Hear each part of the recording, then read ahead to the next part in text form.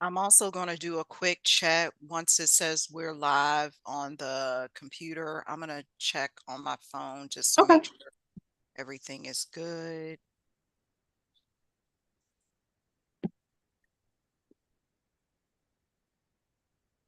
Mhm.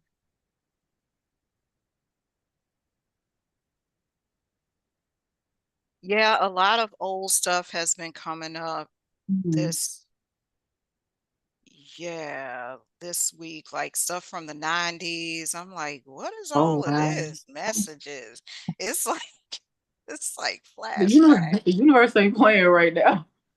What you say? I said the universe is not playing right now. No, ma'am. Clearing house. You know what's going on. Yeah, You know for exactly what's sure. going on. Okay, hold on.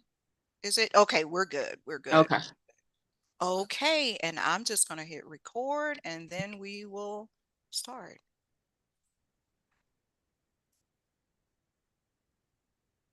Welcome, everybody, to another edition of Healing is War. On this podcast, we explore the dark side of starting your healing and your spiritual journey. On each episode, we delve into a topic that you may face on your own journey. Today is a very special one. I was already talking to my guest. It's probably going to be, I know it's going to be enlightening. I know it's going to be emotional. My name is Elmira. The topic is My Mother, My Heart, and we are exploring the mother wound with our special guest, soul coach Sekhmet L. So, Sekhmet, let's open this Yes. up because the title is My Mother, My Heart. Just by Mhm. hearing that, what comes to your heart about your journey and where you've come from? Ooh. Well, first off, thank you, Elmira, for having me. And thank you to the audience for viewing and joining in and your collective energy, whether you're live or viewing this later on. Um, for anyone not familiar with my story, I began speaking openly this year in 2025. I don't know why, but we know spirit has reasons. I've been speaking liberally about the disconnection that I have had with my own mother and how that dates back 4 generations of there being motherless daughters or just motherless children in some capacity, whether through direct orphanage or, my grandmothers, both of them working 2 and 3 jobs at one point, down to my mother and whatever instability she had to where she had to relinquish her parental or she felt the need to relinquish her parental rights of me at my age of 13. And when I hear the topic for today's conversation, my mother, my heart, I immediately thought of, I don't know the industry that has, there's a logo of a mother that's pregnant. And I just immediately just thought of a child being in utero, literally under their mother's heartbeat, under their heart space, their energy, and the bond that is supposed to take place. But sometimes it gets broken, it gets fragmented or disregarded because of the emotional damage that a mother will go through when she's not properly cared for in her gestation period. And so a lot of us are born with emotional traumas that are not our own, but they are actually the accompaniment or the companion to our mother's pain. And so when our mothers see us, they don't necessarily see a loving child that they should be rearing up, but they see the disgust of their own decisions, the disgust of their past, the disruption of their own traumatic childhoods. And this is where generational patterns of discord begin. And so that's what I thought of. I don't think that my mother had enough support during her pregnancy to have a healthy birth and therefore a healthy relationship with me. It's quite enthralling. You mentioned that logo because I've had that vision before too, even Mm-hmm. with my own mom. Like it actually came up 5 years ago when I was doing like a continuing education course for Mm-hmm. massage therapy. and it's all about cranial sacral. Hmm. And he was letting us know the heart is the first thing to form in the womb. And like Hmm. you, as you were describing, you were like, you're cradled under the heart. And Yes. so in that experience of the class, I had initial feeling like, I don't know that I was ever attached to my mom's heart. Yeah. Like I could feel it. So my question for you, as you were exploring these Hmm. 4 generations back and you started speaking openly about it this year, Hmm. what did you feel or what did you sense about your actual attachment to your mom? Was there an attachment? Was there what was the starting point? The starting point for me speaking openly or just Well, diagnosing and analyzing our diagnosing relationship. it. Yeah. I think that, like you, I've never felt. So I would say that my mom has dealt with some mental health battles, and I've always felt that fragility. So I've never really felt like her child. I always felt like her emotional caregiver. And I had to be very careful because I felt at any time I wouldn't know what I would say or what she would pinpoint on me that would trigger a lapse in either behavior or if she had, any external codependencies. And I definitely felt the weight of that responsibility of holding her together so that I would not be the downfall for her not holding it together. So I've felt that my entire life. Like I've never felt like this is my mom, this is my hero. I felt like this is a woman from whom I was came out of her body, and I just have to be careful with what I say, with what I do. That's been how I would really describe our relationship. Hmm. Hmm. And you often hear people say that in the healing space or in the Hmm. spiritual space and therapy about parents. Hmm. You will hear people just say, your mom is your mom, or your dad is your dad. They are individuals too. They are souls here too, Hmm. who came to do their own work through their own traumas or work through their own things. So for Hmm. me, when you said that, it's the imagery I got, but it Hmm. still doesn't make it feel good, Not at because all. it's like it's a burden. Doesn't it feel like a burden? It feels like, God, why you do this to me? Like you could have birthed me through a whale. And then I would have been okay. And just to add some clarity on just how uneven I feel the leverage has been in our relationship, I do have a sister with whom, we share both parents. And so my mother made the decision to, I guess, keep my sister. And when I look at their relationship, we're in our mid 30s and they have a full like blossoming. It grows, it deepens, it strengthens, it's equally balanced. There's, reciprocity. And I don't have that with my mother. You know what I mean? So I feel like a stranger in the midst of even my siblinghood because it's like, what is it like to have a mother?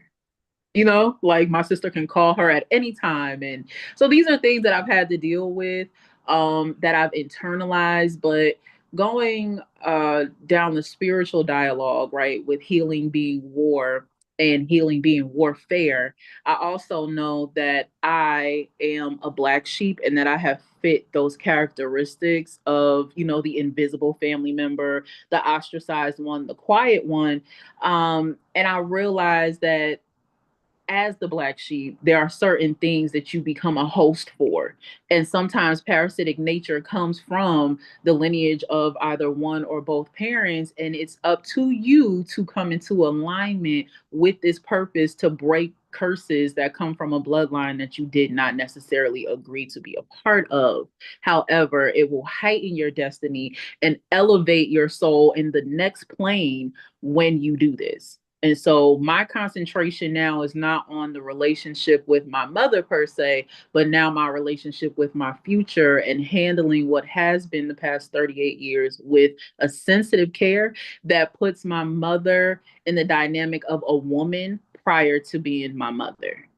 And that's the only way that I could heal. I had to take her out of the embodiment of being a mother, whether I feel she classified as such or not, and say, who was this woman before I infiltrated her body? And she decided to carry me to full term. You know what I mean? Who was she that went through all of these mental shifts and psycho emotional imbalances and thoughts that she had to curate and live through before it transitioned to me, and just give her that due respect and just take it from there. My healing. Hmm. A lot of what I heard you say is like there's a thread in the Mm-hmm. bloodline, Mm-hmm. but sometimes that black sheep or that invisible family member has to undo the thread. It's almost like there's a quilt and like you've been called. I feel like that's part of my Mm-hmm. calling too. I see it all the time. Yeah. To It's a huge responsibility to be the one to break those threads, to Yeah. break those curses, to say, okay, it stops here. And one Mm-hmm. of the things, because this is a key point, something to take away, which was part of your healing, you took your mom out of the embodiment of being a mother and just saying, oh, that's just a woman Mm-hmm. who I happen to come into this earthly plane through her Mm-hmm. womb. Yeah. Nothing more, nothing less. Ultimately it does come down to that, and I think that I'm a practitioner of the law of detachment, which simply says, I own nothing, nothing owns me, I'm a part of the all.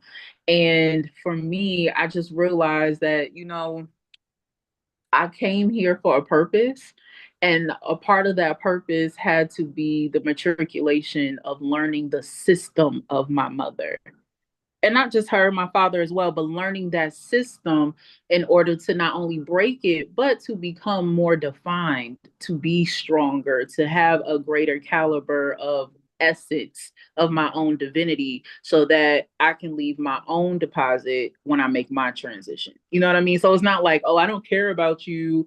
You're just a woman. It's, I have to really give respect and reverence to the future of my story and the past of hers in order for this to make some sort of sensical balance. Otherwise, I developed codependencies very early on in life, and I would still be on them. Sometimes I really look at my life and I'm like, how did you just, why are you not on, I won't say the drugs, but why are you not on certain street pharmaceuticals? Mhm. Like, why are you partially sane right now? You know what I mean? And it's a part of that strength.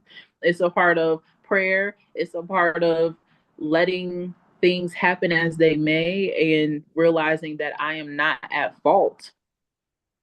And I think giving myself that type of grace where I carried a length of shame for over 20 years to say, but it wasn't my fault, that's a new identity form that really catapulted my self esteem and allowed me to speak openly about, hey, there are taboos around mother daughter relationships. You know what I mean? And I think, especially in Afro Indigenous or multicultural, because not just Black families, you know what I mean, it's a lot Mhm. of us who have issues with our mothers, but we're not allowed to talk about it because even though people see it, they'll throw rocks at us and they'll shame us and then you should have this and that, but it's a whole lineage that we all have.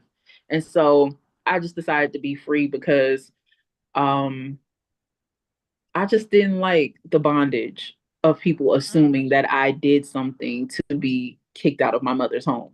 You know what I mean? Like, some children do cause those type of infractions in their lives, but I was an honor roll student, I was all the things, and it was just a disruption that came out of nowhere. And so that was something that I carried for 25 years, that shame of my mother disconnecting from me.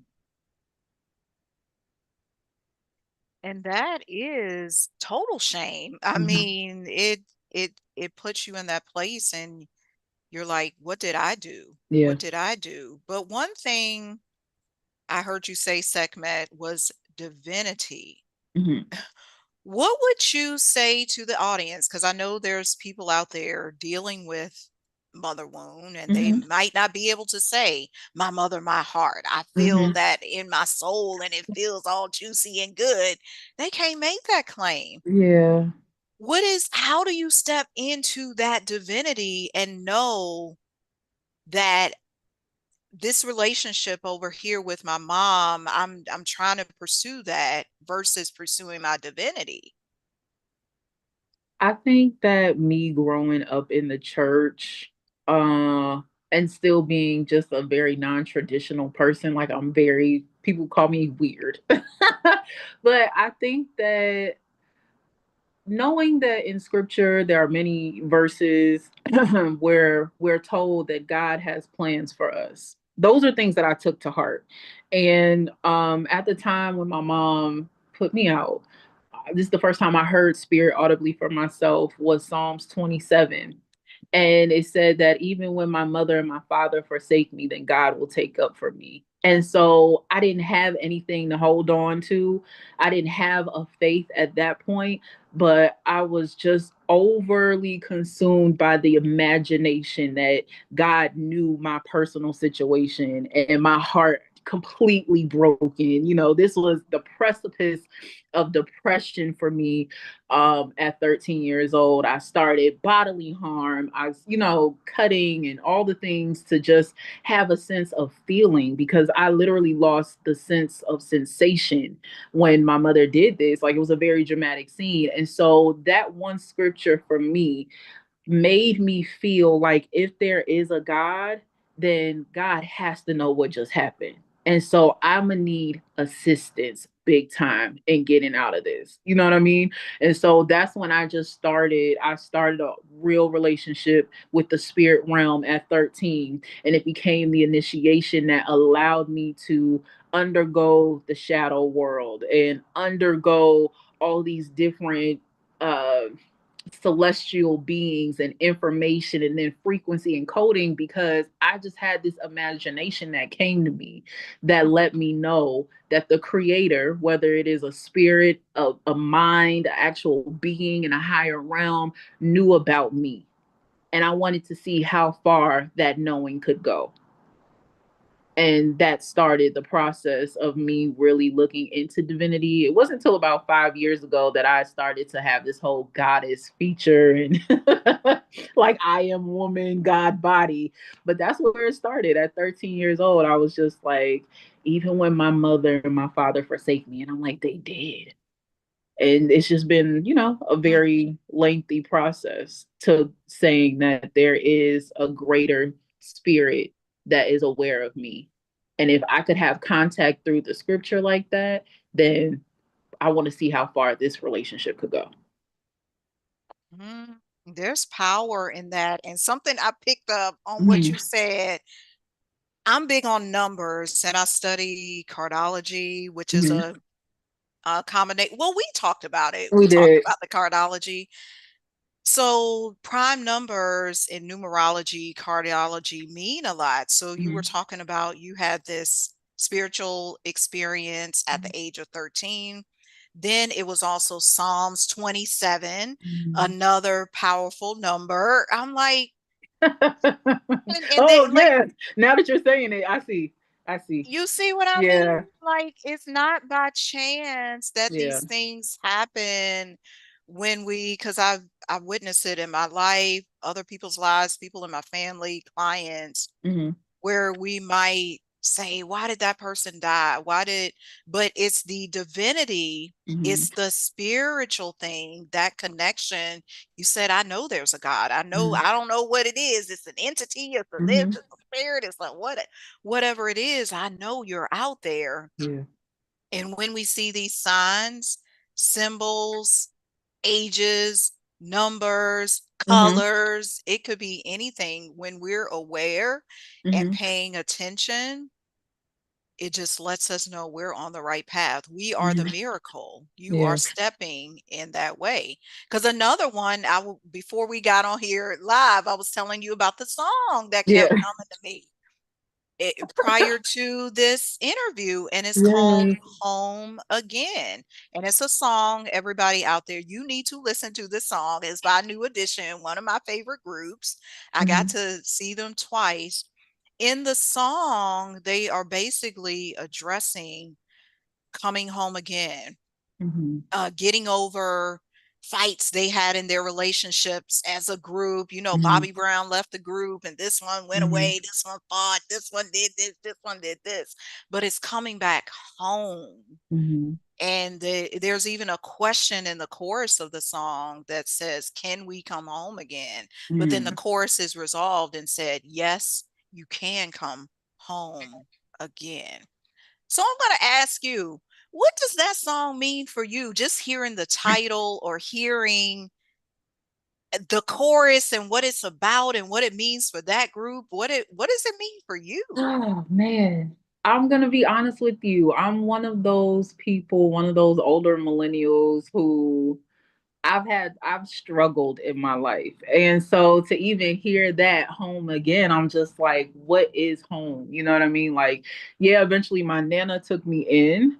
But I never, even though she was a loving woman, I've never felt at home in her home because I just felt like it wasn't right for me to be invading her space. And she never made me feel that way, but I was just like, I have parents who are alive. Like, so I'm saying that to say I never felt a sense of home, even at 38. And it's interesting that you asked that because this summer I was making a transition and I was just like, my mother really energetically put the spirit of a vagabond on me. You know what I mean? Where I nowhere is a place.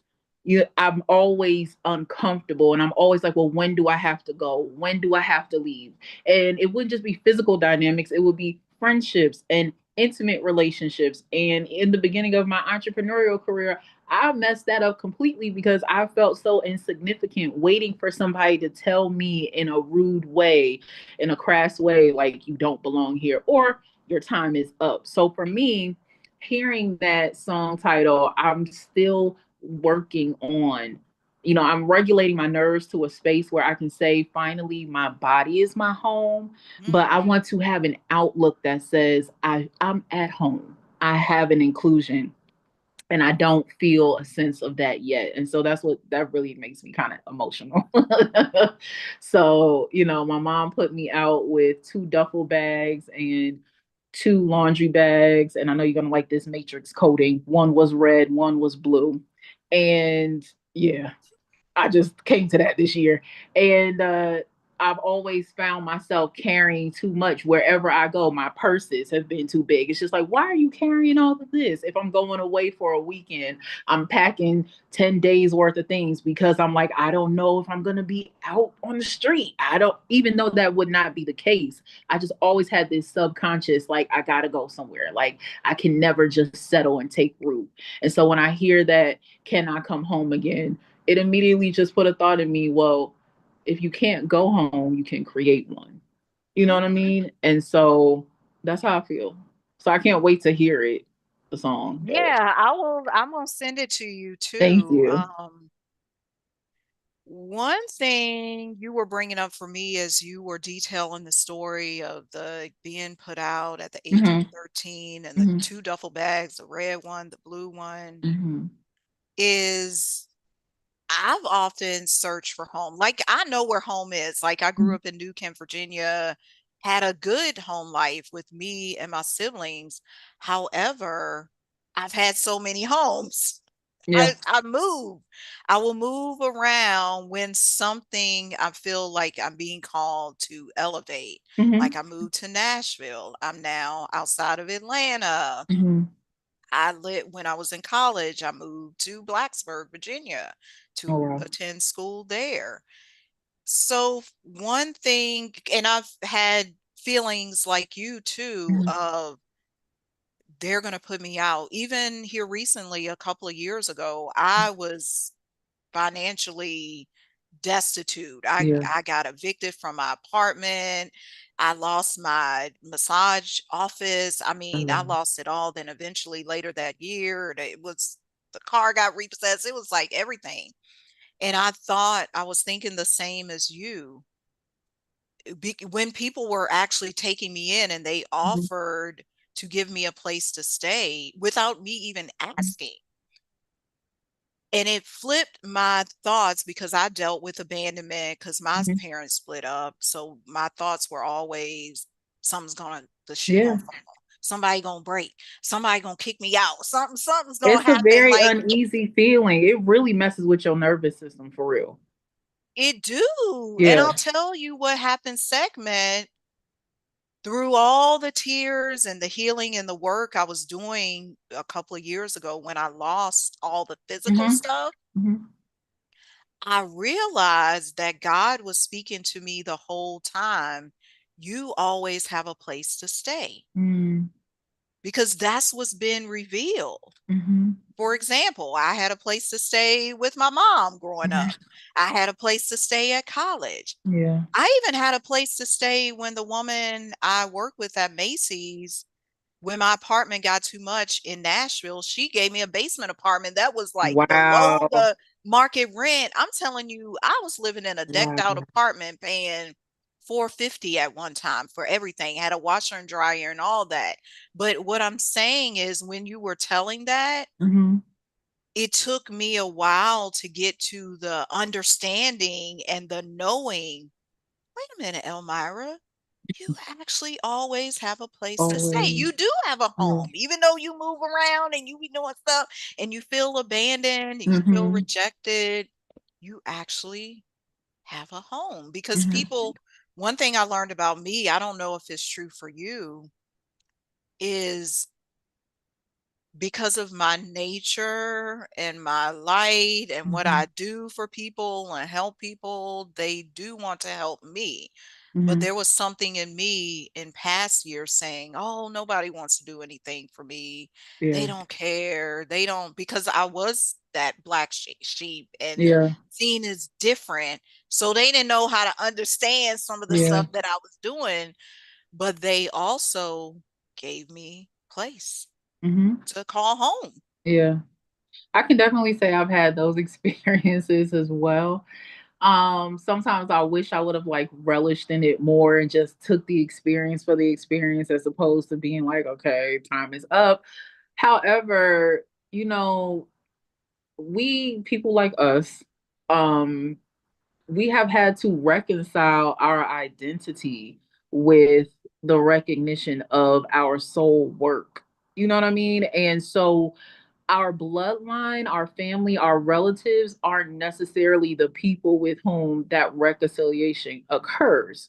And so Mm, we get offended, we get hurt because it's like, you would think that I grew up with you, you can see me for who I am. The truth is, we've been hidden from our own selves. And so it takes the breaking of the loss of the attachment of those things that are affiliated with those people, such as our cars, our homes, our memories, our picture frames, for then God to say, okay, now you can come into the capacity of my heart space. And that is where we find home. And that's where we begin to elevate in light. But until then, we have to recognize that we are in pursuit of a higher calling, a higher frequency to do something transformative. And it's not until you have the agreement that not only am I doing a transformative work, but I am a transformative work that is a demonstration, that you begin to have these experiences where other people want to do for you. And it's not that they necessarily feel touched to do anything for you,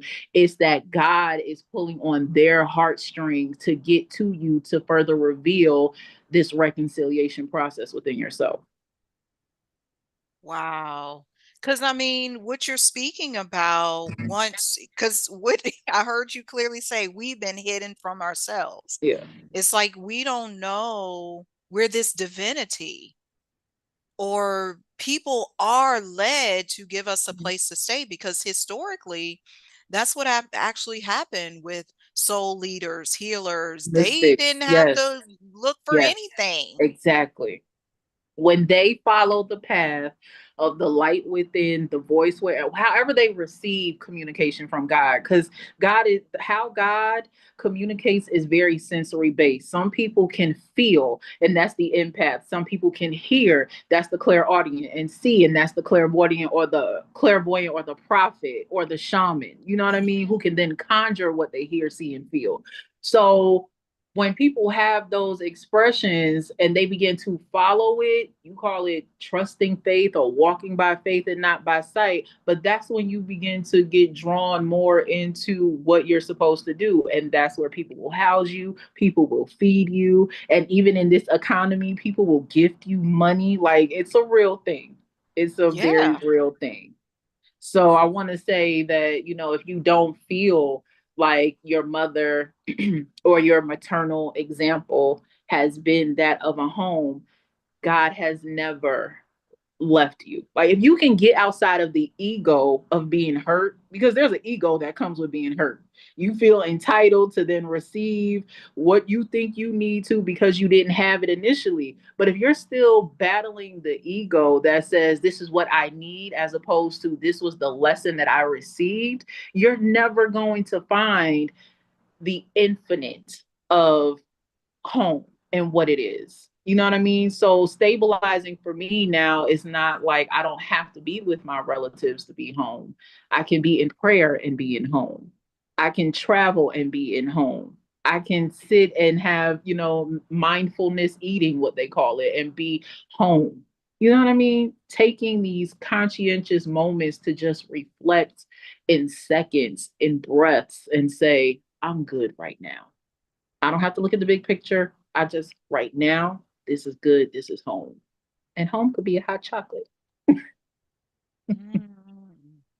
Yeah, because all of those things are representative of home. And I'm thinking back to on this podcast, episode 2, we had Rachel Veronica speak Mm-hmm. on that. Like, what was home from her? Because coming home from war, she had to deal with some challenges with her family. She Mm-hmm. expected the entire family to show up to greet her. Only Mm-hmm. 3 members of the family came.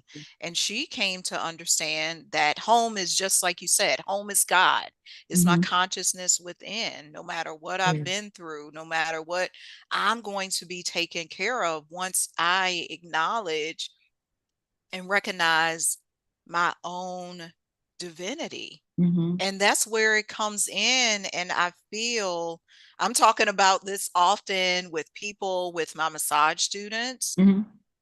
We don't know our power. Mm-hmm. We're afraid to be sovereign. Like we're afraid to just say, I know that, Yeah. or I believe this is who I am. I know this is who I am. You're talking about clairaudience, the Mm-hmm. clairvoyance. I saw that. People might look at you weird, like what you see, Yeah. but Yeah. you saw it. For You heard sure. it. You know it.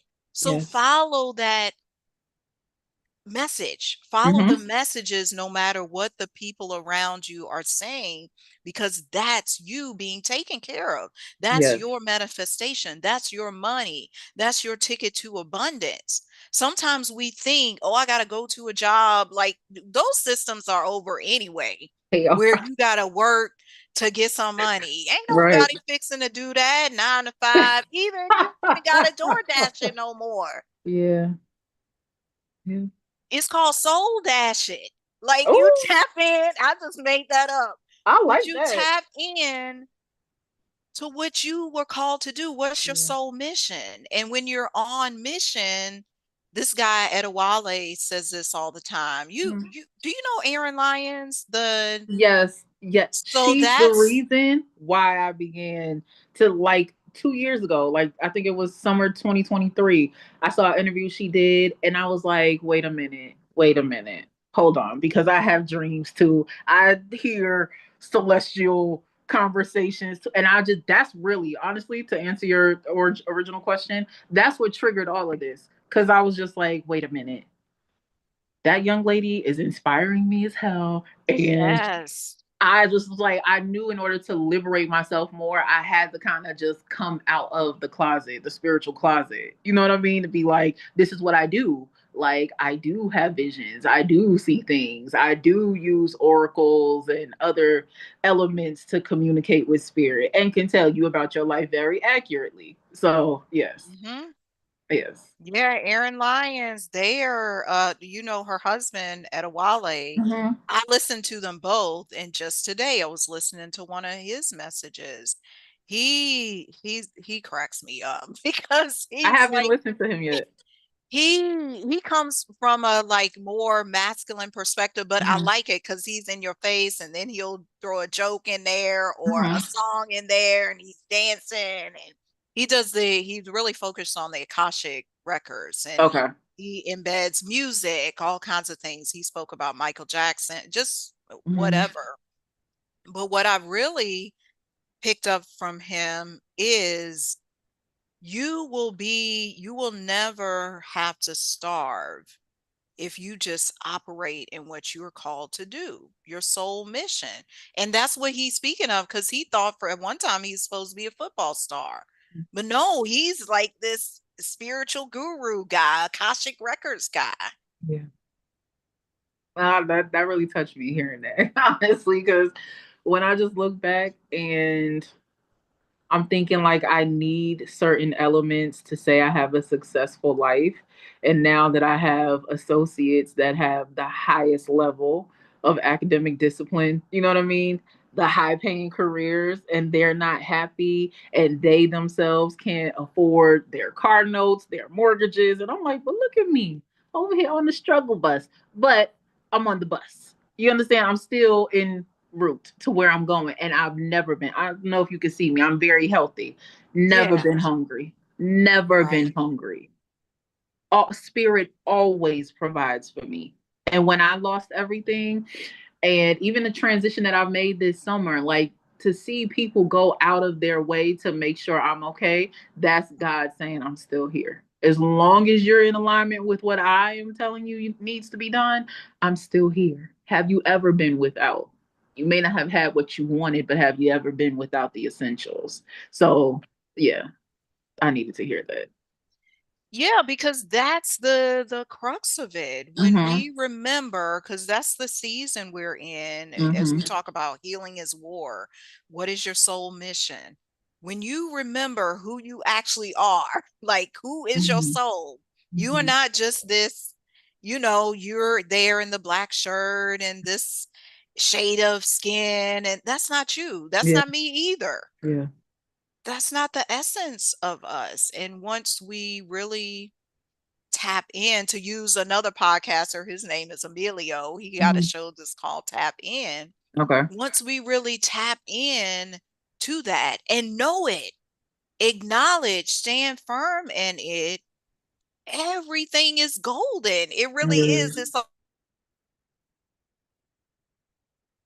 literally is that. Mm-hmm. And we just have to get past, because this conversation was about, oh, my mother. Because if we can get past that initial relation, brought us into this physical realm, because that's how we got here. That's what we got here. That's That how is we the got here. vessel. And so, honestly, this conversation has transcended a bit, right? More spiritual dialogue. But when you think about God and for me, the Holy Spirit, that is the great mother. And as long as you want to be cared for, as long as you want to be identified, there is a place for you after the pain of realizing you did not have the fairy tale relationship with your mother. You have to get to a place where you first confirm within yourself, like, I have the identity of a motherless daughter or a motherless son first before anything else, right? And once you realize that I didn't have these elements, I grew up in an unhappy home, I was outcast by my mom. And some people that may be watching you, they've been sold to the streets by their mother.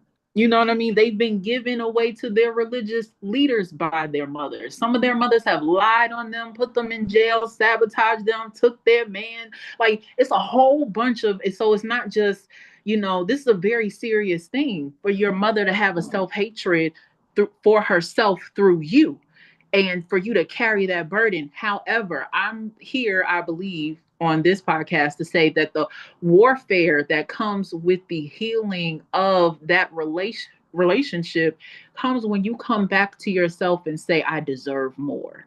You're going to have to put in work. And I know it hasn't been easy, right? Most of us do develop some type of psychosis and developmental issues where we can't trust people and we can't even trust ourselves. We go through this internal dialogue of negative self-talk and codependencies, whether it's eating, drinking, drugs, shopping, or being promiscuous. When you get to the point where, as the adage says, you're sick and tired of being sick and tired, then spirit will begin to nurture the brokenness, because now you're not trying to mask it, but you have to first come to that identity and say, yes, that was me, and then release the shame.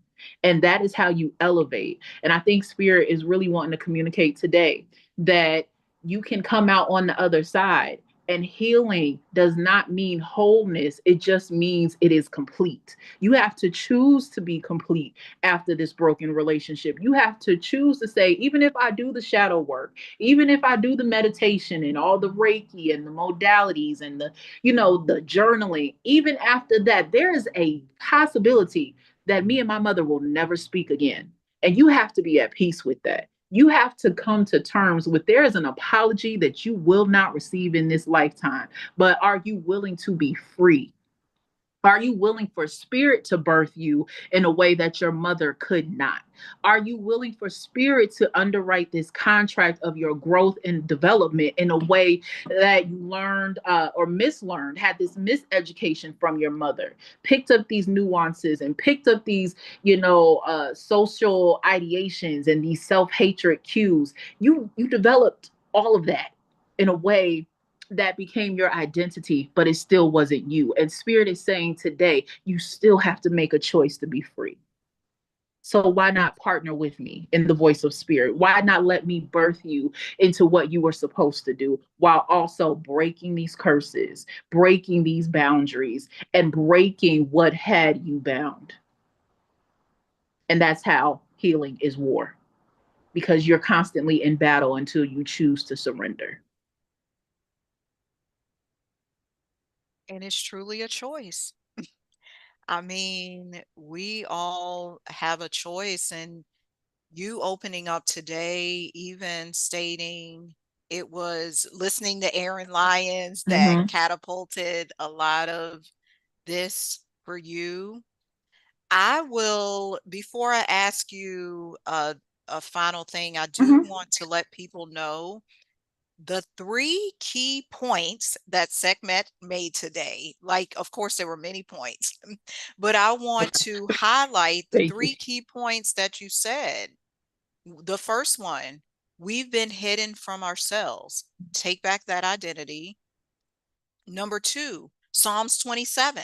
That's a key point. Somebody needs to go Mm-hmm. read that today. Today. Yes, today, right now. And point three, take your mother out, and I'm reading it exactly like you said it. Take your mother out of the embodiment of being a mother. Mm-hmm. And to add to these points, because this is something I'm doing new, is soul work. We got homework in class. Yes, This yes. gonna be the people's soul work on this episode, is work on your identity and work on your release. I Yep. can't, me nor Sekhmet can tell you what that looks like, but whatever Mhm. you're feeling into, what God is saying to you, what spirit is calling you to do, work on your identity around this mother wound and work on releasing this. That's your soul Yes. work, because you can't just sit here and listen to this and not do anything. We're done. We're past the age of people sitting around listening to interviews, listening to TikToks, reading books, going to the pastor, going to the Mhm. healer, Mhm. going to the Mhm. Reiki, but then you don't do shit about it Yeah. when you go home. No, this is your life. This is your mission. We said it. If you ain't pick it up no clearer, you Woo! will be taken care of when you do this soul work. When you Your started, identity. yes. Let them know. Seriously, Honestly, they don't like, as healing practitioners, it's like we see people and they come in and we know what to look for, even feel when they're heavily burdened, but it's just like you pick it right back up when you don't make the decision to continue the process. Like we're only breaking open the gateway with you. You have to deal with you. You have to, look in the mirror and decide every day. So Tis true, tis true. it is. Okay, as we close out this fabulous conversation, where can people find you? Because I know you have YouTube, you have offerings, you have a lot of stuff going Yes. on.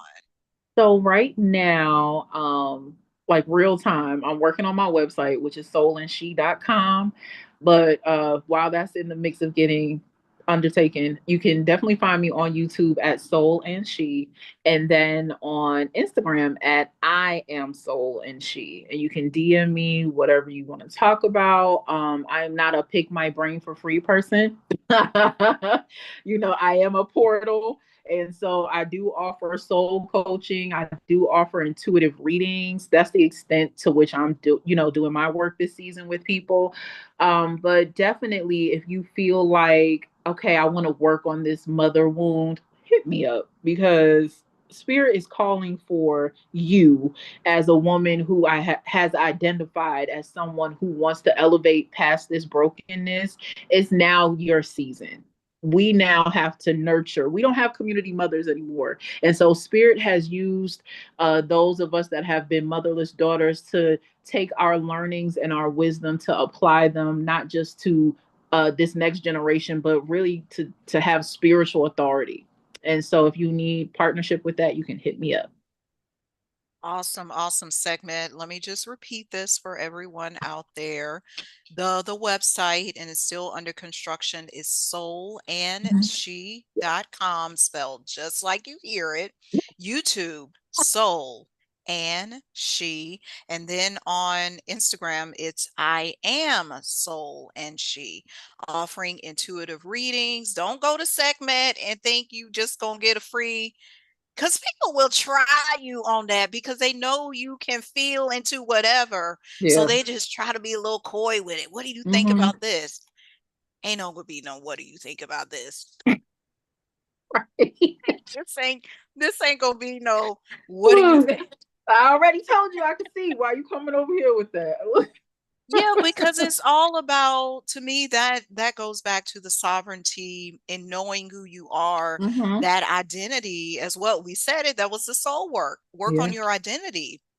So if you know you were called to help other humans with their soul mission, or Mm-hmm. you know you were called as a clairvoyant, why are you using that, not letting people not pay you for your gift? They Exactly. don't let you walk out food with free food at Walmart. I haven't found it yet. Me Haven't. neither. So why I'm a they Whole Foods. Listen, I'm a Sprouts type of girl. They don't yeah, do they it. don't let you get no free food at Sprouts. And every time I order DoorDash, they don't. Oh. You can tell what I be ordering because that came up twice today. But they don't say, "Oh, Elmira, you can," because I ordered my groceries just Mhm, yesterday. They didn't mhm, say, "Oh, it's free today." And now I wouldn't be surprised. I know I'm deserving of that, but mhm. they don't say it's free. I had to That's put not my standard card. policy. I No. know this is not our SOP. Right. Yes, So don't. respect us. We earned this gift though. Even though we're inborn with it, we had to earn the rights to this. And so I'm very well guarded when it comes to it now. You know what I mean? Because people will manipulate you and they will try to even exchange energy. They call it destiny swapping now, but they will really try to put their parasites and their energy on you and think that they can consume your light. No, ma'am. I'm balanced. I'm in the duality. So that's not gonna happen here. I agree with you because you have to have that firm boundary. Mm-hmm. And it's more, to me, it's more than a boundary. It's keeping it sacred too. Yeah. Yes. And knowing this is my gift. And like you said, you earned it. I know Yeah. I did. Yes. Like, I'm not sitting here, people just think, oh, she or you, Sekhmet, they just on here talking. Yeah. No. No, we're transmuting and transmitting what source is saying. Yes. because we've been there. Yeah. And We're we not just on earned here that chit community. chatting. And I was gonna say we earned that communication through the very dark night of the soul, like we were saying earlier. Like there's certain things that I didn't learn until I was cutting myself. You know what I mean? Where I could hear clearly. So those nights when I was having mental snaps and breakdown and my sanity was in question, that's also where I met the spirit. So you don't just get to walk up and through here and think, no, this I'll lead you down your own path. You don't get to interrupt mine. So I know what you're saying. Okay. This was, I don't know, this was splendid. I thought I was going to cry, but I didn't cry. So thank maybe God. I might. Remember, your soul is calling you to greatness. Be a soldier. You are ready for war. We will see you next time on another edition. Goodbye, everybody. Bye. Okay, give me just a